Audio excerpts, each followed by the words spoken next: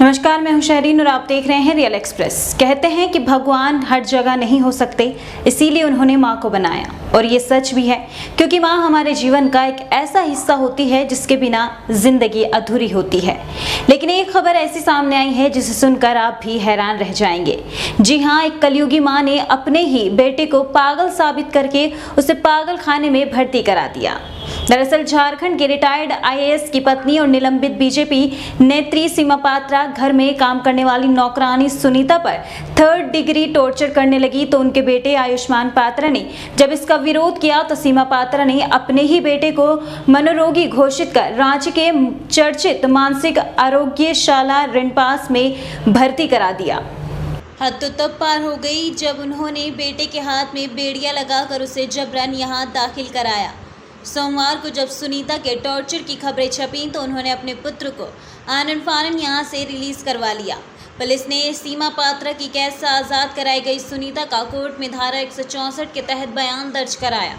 उसने अपने बयान में खुद पर हुए जुल्म की पूरी कहानी कोर्ट के समक्ष बताई।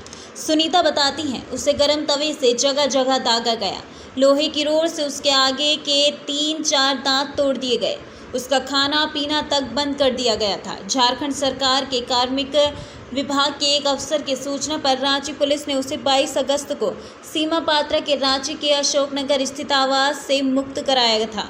आदिवासी समुदाय से आने वाली सुनीता गुमला एक गांव की रहने वाली हैं।